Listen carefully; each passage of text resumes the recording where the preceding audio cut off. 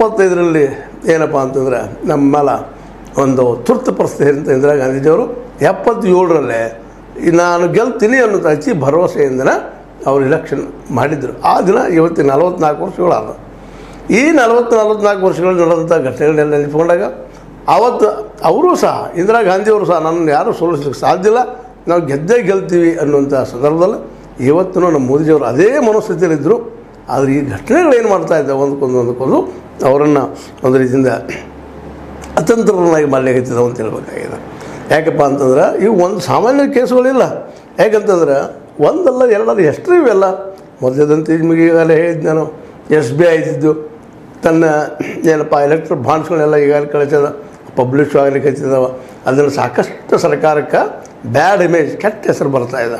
ಇದೇ ಸಂದರ್ಭದಲ್ಲೇ ಇನ್ನಷ್ಟು PM ಕೇರ್ಸ್ ಬಗ್ಗೆ ಅಲ್ಲೂ 10,000 ಕೋಟಿಗೂ ಸಂಗ್ರಹ ಆಗ್ಯದ. ಅದು ಎಲ್ಲಿದ್ದು ದುಡ್ಡು, ಯಾರು ದುಡ್ಡು, ಎಲ್ಲಿದ್ದು ಬಂತು, ಹೆಂಗೆ ಬಂತು ಅನ್ನೋಂಥ ಪ್ರಶ್ನೆಗಳು ಹೇಳಿದ್ದಾವೆ. ಇಂಥ ಒಂದು ಸಂದರ್ಭದಲ್ಲೇ ಏನಪ್ಪ ಅಂತಂದ್ರೆ ಈ ದೇಶ ಬಿಟ್ಟು ಓಡಿ ಹೋದಂಥವು, ದುಡ್ಡು ತೊಗೊಂಡು ಓಡಿದಂಥವು ಹೆಚ್ಚು ಕಡಿಮೆ ಅದು 16 ಲಕ್ಷ ಕೋಟಿ ಅಂತ ಅಂದಾಜು ಮಾಡ್ತಾರೆ. ಅವರು ಅಷ್ಟು ಅನ್ನೋದು ತೊಗೊಂಡು ಬೇರೆ ಬೇರೆ ದೇಶ ಹೋಗಿ ನೆಲೆಸಿಬಿಟ್ಟಿದ್ದಾರೆ. ಅವ್ರು ಹೆಂಗೆ ಹೋದರು ಏನು ಅದು ಸಹಿತ ಎನ್ಕ್ವೈರಿ ಆಗ್ಬೋದೇನಂತ PM ಕೇರ ಅದ್ರ ಜೊತೆಗೆ ಈ ಒಂದು ಓಡಿ ಹೋದವರು ಹಣ ತೆಗೆದುಕೊಂಡು ಅವರದ್ದು ಅದರ ನಂತರ ಬರುತ್ತೆ ಅಂತ ರಿಟರ್ನ್ ಆಫ್ ಎಷ್ಟೋ ಈ ಕಾರ್ಪೊರೇಟ್ಗಳದ್ದು ಅದರಲ್ಲೂ ಕಂಪ್ನಿಗಳದ್ದು ರಿಟರ್ನ್ ಅಪ್ ಆಗಿದೆ.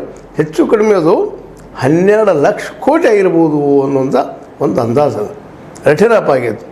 ಅದು ಅದ್ರ ಬಗ್ಗೆಯೂ ಎನ್ಕ್ವೈರಿ ಆ ಬಗ್ಗೆಯೂ ಅನ್ನುವಂಥ ಮಾತುಗಳು ಕೇಳ್ತಾ ಇದ್ದಾವೆ.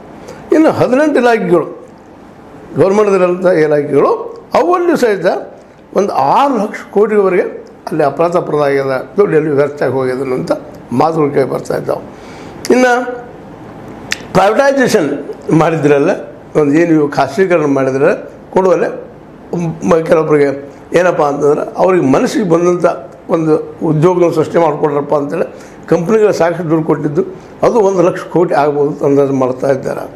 ಇನ್ನು ಡಿಮೊನಿಟೈಸೇಷನ್ ನಿಮ್ಗೆ ಗೊತ್ತದ, ನೋಟ್ ಬಂದಿಂದ ಏನಾಯಿತು, ಯಾರು ಲಾಭ ಆಯಿತು, ಅದು ದುಡ್ಡು ಒಂದು ಕಲ್ಪನೆ ಇಟ್ಕೊಂಡಿಲ್ಲ. ಇಲ್ಲ ಭ್ರಷ್ಟಾಚಾರ ಹೊರಗೆ ಬರ್ತದೆ ಅಂತ ಏನು ತಿಳ್ಕೊಂಡು ಮಾಡಿದರು, ಭ್ರಷ್ಟಾಚಾರ ಶಕ್ತಿ ಅಂತ ಮಾಡಿದರು, ಅದರಿಂದ ಏನೂ ಲಾಭ ಆಗಲಿಲ್ಲ. ಅದರ ತನಿಖೆನೂ ಆಗುವಂಥ ಸಾಧ್ಯತೆಗಳು. ಮುಂದೆ ಇನ್ನು PSU ಅಂದರೆ ನಿಮ್ಗೆ ಗೊತ್ತದ, PSU ಅಂದರೆ ಪಬ್ಲಿಕ್ ಸೆಕ್ಟರ್ನ ಯೂನಿಟ್ಗಳು, ಸರ್ಕಾರದ ಅಡಿ ನಡೀತಿರುವಂಥ ಒಂದು ಕಾರ್ಖಾನೆಗಳು ಅವು ಸಹಿತ ಅತ್ಯಂತ ಕಡಿಮೆ ರೇಟ್ಗಳಿಗೆ ಮಾರಿದ್ದು ಅದು ಸ್ಕ್ಯಾಂಡಲ್ ಆಗುವಂಥದ್ದು. ಇವೆಲ್ಲವೂ 1, 2 ಇದು. ಅದ್ರ ಜೊತೆಗೆ ನಮ್ಮ ದೇಶದಲ್ಲಿ ಹೆಚ್ಚು ಕಡಿಮೆ ಮ್ಯಾನುಫ್ಯಾಕ್ಚರಿಂಗ್ ಸೆಕ್ಟರ್ನ ಅದ ವಸ್ತುಗಳನ್ನು ತಯಾರು ಮಾಡುವಂಥ ಕೈಗಾರಿಕಾ ಒಂದು ಪ್ರದೇಶ ಏನದ ಅಥವಾ ಒಂದು ಉದ್ಯೋಗ ಏನದ ಅವೆಲ್ಲ ಬಂದಾಗಿ ಹೋಗ್ಬಿಟ್ಟಿದ್ದಾವೆ ಇವತ್ತರ ಬಗ್ಗೆ ತನಿಖೆ. ಹೀಗೆ ಈ ಒಂದು ಎಲ್ಲ ತನಿಖೆಗಳನ್ನು ಏನಾದರೂ ಸುಪ್ರೀಂ ಕೋರ್ಟ್ ಆರ್ಡರ್ ಮಾಡಿ ತನಿಖೆ ಹೆಚ್ಚಿದ್ರೆ ಏನು ಆಗ್ಬೋದು, ನಿಜವಾಗಿ ಭ್ರಷ್ಟರು ಯಾರಪ್ಪ ಈ ದೇಶದಲ್ಲಿ ಅನ್ನುವಂಥ ದೊಡ್ಡ ಪ್ರಶ್ನೆಗೆ ದೊಡ್ಡ ಉತ್ತರ ಸಿಗುವಂಥ ಸಮಯ ಬರ್ತಾ ಇದೆ ಅಂತ. ಆದರೂ ಧೈರ್ಯಗಳಂಥ ನಮ್ಮ ಮೋದಿಯವರು ತಮಿಳುನಾಡಿನಲ್ಲಿ ಮಾತಾಡ್ತಾ ಹಿಂದಿನ 2G 4G 5G ಜಿಜಾಜಿ ಇವುಗಳ ಬಗ್ಗೆ ಸಾವಿರಾರು ಕೋಟಿ ಅಪರ ಆಯಿತು ಅಂತ ಒಂದು ದುಡ್ಡು ಮಾಡುತ್ತಿರೋಂಥ ಒಂದು ವಿರೋಧ ಪಕ್ಷಗಳು ಅದರಲ್ಲೂ ಕಾಂಗ್ರೆಸ್ ಅನ್ನುವಾಗ ಟೀಕಾ ಮಾಡಿದರು. ಎಲ್ಲ ಸರಿ, ನೀವು ಹೇಳೋದು ಸತ್ಯನೇ ಇತ್ತು. ಆ ಸಂದರ್ಭದಲ್ಲಿ ನಾವು ನಂಬಿದ್ರಿ ನಿಮ್ಮನ್ನು. ಆದರೆ ಈ ಕಳೆದ 10 ವರ್ಷಗಳಲ್ಲಿ ಒಂದಾದರೂ ಅದರಲ್ಲಿ ಕೇಸಿಗೆ ನೀವು ಶಿಕ್ಷೆ ಕೊಡಿಸಿದಿರ, ಕಲ್ಫಿಟ್ ಮಾಡಿದಿರ, ಅವ್ರನ್ನ ಅಪರಾಧಿಯನ್ನಾಗಿ ಮಾಡಿದಿರ, ಯಾವುದ್ರಲ್ಲಿ ಮಾಡಿದಿರಿ, ಯಾವ ಕೇಸಲ್ಲಿ ಮಾಡಿದ್ರಿ? ನೀವು ಆರೋಪದಿಂದ ಸಾಕಷ್ಟು ಮಾಡಿದಿರಿ.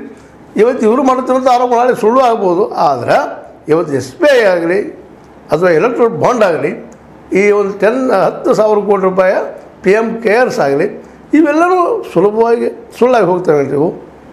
ಮತ್ತು ಅದರಲ್ಲೂ ನಮಗೆಲ್ಲ ಗೊತ್ತಿದ್ದಂಗೆ ಇವತ್ತು ಪ್ರತಿದಿನವೂ ಒಂದೊಂದು ಸ್ಕ್ಯಾಂಡಲ್ ಹೊರಗೆ ಬರ್ತದೆ. ಇಲ್ಲಿವರೆಗೆ ಬಂದಿರಲಿಲ್ಲ. ಅದೇ ಒಂಥರಲ್ಲ ಗೂಳಿ ಬಿದ್ದರೆ ಆಡಿ ಒಂದು ಕಲ್ಲಂತ ಎಲ್ಲರೂ ಒಂದೊಂದು ಮೇಲೆ ಹೇಳ್ತಾ ಇದ್ದಾವೆ. ಇದಕ್ಕೆ ಇನ್ನೇನು ಪರಿಹಾರಪ್ಪ? ಇದು ಕೋರ್ಟ್ನಲ್ಲಿ ಮ್ಯಾಟ್ರ್ ಎದ್ದು ಅಂದರೆ ಎಷ್ಟು ಪ್ರಮಾಣದಲ್ಲಿ ಇವು ಜನರಿಗೆ ಮುಟ್ಟಬಹುದು ಅಂತೇಳಿ. ಆದರೆ ಇವತ್ತಿನ ಮಟ್ಟಿಗೆ ನೋಡ್ತಾನಪ್ಪ ಅಂತಂದ್ರೆ ಯಾವುದೇ ಈ ಒಂದು ಗೋಧಿ ಮೀಡಿಯಾ ಇವುಗಳ ಬಗ್ಗೆ ಚರ್ಚೆ ಮಾಡ್ತಾಯಿಲ್ಲ. ಯಾಕೆ ಮಾಡ್ತಾಯಿಲ್ಲ? ಇಂಥ ದೊಡ್ಡ ಸ್ಕ್ಯಾಂಡಲ್ ಆದರೂ ಸಹಿತ, ಇಂಥ ದೊಡ್ಡ ದುಡ್ಡಿನ ಅವ್ಯವಹಾರಗಳಾಗಿದ್ದರೂ ಸಹಿತ ಯಾಕೆ ಮಾತಾಡ್ತಾ ಇಲ್ಲ? ಅವ್ರಿಗೂ ಸಹಿತ ಪಾಲು ಹೋಗಿದೆ ಅಂತೇಳಿ ಇವತ್ತು ಆರೋಪ ಮಾಡ್ತಾ ಇದ್ದಾರೆ ವಿರೋಧ ಪಕ್ಷದವರು. ಅದರಲ್ಲೂ ರಾಹುಲ್ ಗಾಂಧಿ ಅವರು ಅವ್ರು ಆರೋಪ ಮಾಡೋದ್ರಲ್ಲೂ ಸತ್ಯದಂತ ಅನಿಸ್ಲಿಕ್ಕೆ ಆಗ್ತದೆ. ಯಾಕಂದರೆ ಇವರೆಲ್ಲರೂ ಕೆಲಸವರು.